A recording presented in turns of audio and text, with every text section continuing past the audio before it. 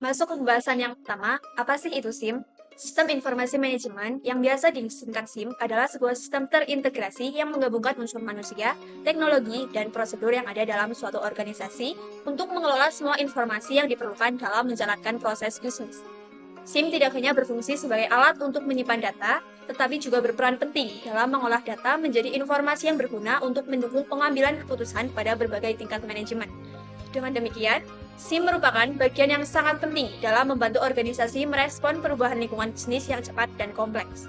Tujuan utama dari SIM yaitu memastikan bahwa informasi yang tepat tersedia untuk orang yang tepat pada waktu yang tepat, sehingga membantu manajer dalam merumuskan strategi, membuat keputusan operasional, serta mengendalikan aktivitas-aktivitas di dalam organisasi. SIM memfasilitasi komunikasi yang lebih baik antar departemen melalui integrasi sistem informasi, sehingga alur kerja menjadi lebih efisien dan transparan.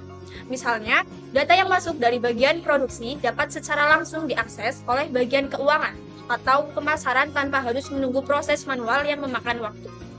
SIM memiliki beberapa fungsi utama yang sangat penting. Pertama, SIM berperan dalam pengumpulan data dari berbagai sumber, baik internal maupun eksternal organisasi, seperti data penjualan, produksi, keuangan, dan sumber daya manusia. Setelah data terkumpul, SIM mengolah dan menganalisis data tersebut sehingga dapat diubah menjadi informasi yang berguna dan mudah dipahami oleh manajemen. Selain itu, SIM menyediakan penyimpanan data yang aman dan terstruktur sehingga informasi selalu dapat diakses kapan saja diperlukan. SIM juga bertugas mendistribusikan informasi yang relevan kepada pihak-pihak yang membutuhkan, mulai dari manajer hingga karyawan, agar keputusan dapat diambil dengan tepat, waktu, dan akurat. Dengan dukungan informasi yang lengkap dan aktual, SIM membantu manajemen dalam pengambilan keputusan yang strategis dan operasional. SIM memiliki fungsi lain, dari diantaranya adalah memonitor dan mengevaluasi kinerja organisasi, memberikan umpan balik, dan mendukung perencanaan serta pengendalian proses bisnis sehingga organisasi dapat lebih efisien dan produktif. Dengan adanya sistem ini, komunikasi dan koordinasi antar departemen dapat berjalan lebih lancar, mengurangi kesalahpahaman manusia, dan meningkatkan kualitas kerja serta keseluruhan. SIM sering dianggap sebagai tulang punggung teknologi informasi di dalam organisasi karena perannya yang vital dalam menyediakan dukungan informasi bagi semua level manajemen, mulai dari manajer lini hingga eksekutif puncak. Sistem ini juga dapat diintegrasikan dengan berbagai teknologi baru seperti cloud computing dan big data analysis untuk meningkatkan kapasitas analisis dan skalabilitas organisasi di era digital saat ini. Oleh karena itu, pengembangan dan pemeliharaan SIM harus menjadi prioritas bagi setiap organisasi yang ingin tetap kompetitif dan adaptif terhadap perubahan pasar. Masuk ke pembahasan yang selanjutnya. Ada apa aja sih jenis-jenis sistem informasi manajemen? Jenis-jenis sistem informasi manajemen sangat beragam. Masing-masing memiliki fokus dan manfaat khusus yang membantu organisasi dalam berbagai fungsi. Yang pertama, ada Enterprise Resource Planning atau ERP. Adalah sistem yang mengintegrasikan fungsi utama operasional seperti keuangan, sumber daya manusia, persediaan, dan manufaktur ke dalam satu platform terpadu. ERP meningkatkan efisiensi dan mengurangi duplikasi data. Jenis yang kedua ada Supply Chain Management atau SCM, mengelola aliran barang dan informasi dari pemasok hingga ke konsumen, guna meningkatkan koordinasi rantai pasokan dan menekan biaya. Yang ketiga itu ada Customer Relationship Management atau CRM, berfokus pada pengelolaan interaksi dan hubungan dengan pelanggan, guna meningkatkan kepuasan dan loyalitas pelanggan secara sistematis.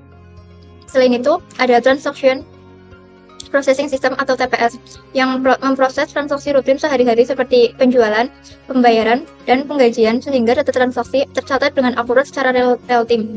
Selanjutnya, Office Automation System atau OAS mengotomatisasi tugas-tugas administrasi dan komunikasi antar departemen seperti pengelolaan dokumen dan surat menyurat. Selanjutnya, jenis Knowledge Work System atau KWS membantu organisasi berbagi dan mengintegrasikan pengetahuan baru. Yang selanjutnya ada Executive Support System, mendukung manajemen tingkat atas dalam pengambilan keputusan strategis dengan menyajikan data dan tren penting. Jenis kedua paling akhir ada Decision Support System atau DSS, memfasilitasi manajer dalam mengolah data dan membuat keputusan berdasarkan analisis dan simulasi. Dan jenis yang paling akhir yaitu Management Information System atau MIS, berfungsi menyajikan laporan terstruktur untuk memonitor dan mengevaluasi kinerja manajemen. Sedangkan Business Intelligence atau BI menganalisis data bisnis yang kompleks untuk mengekstrak wawasan strategis melalui visualisasi yang mudah dipahami. Sebagai studi kasus, kami telah melakukan survei ke kedai kopi Tauhid. Pada kedai ini telah mulai menerapkan sistem informasi manajemen melalui penggunaan ERP atau Enterprise Resource Planning untuk mengintegrasikan berbagai aspek operasionalnya. ERP membantu kedai ini dalam mengelola pembelian bahan baku seperti susu, kopi, dan kelengkapan lainnya, sehingga persediaan selalu terpantau secara akurat dan up-to-date.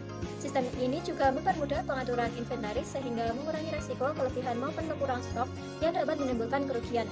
Dengan data yang tersentralisasi, laporan keuangan dan kinerja kedai dapat dibuat dengan cepat sehingga mendukung pengambilan keputusan yang tepat. Yang selanjutnya ada kelebihan ERP. Di kedai kopi Tauhid terlihat pada peningkatan efisiensi operasional, pengurangan kesalahan pencatatan manual, dan percepatan proses pengambilan keputusan terutama dalam manajemen stok serta keuangan. Namun, implementasi ERP juga memiliki kekurangan, terutama biaya awal yang cukup besar untuk membeli perangkat lunak, pelatihan karyawan, dan penyesuaian proses bisnis. Modal yang digunakan masih berasal dari dana pribadi tanpa dukungan investor, sehingga menjadi kendala utama. Selain itu, adaptasi sistem baru memerlukan waktu dan usaha agar seluruh staf dapat menggunakan ERP secara efektif tanpa mengganggu operasional sehari-hari. Peluang yang muncul dari penggunaan ERP adalah kemampuan mendukung digitalisasi pemasaran melalui integrasi dengan platform media sosial seperti TikTok dan Instagram, yang efektif untuk menjangkau pelanggan muda dan meningkatkan penjualan secara online.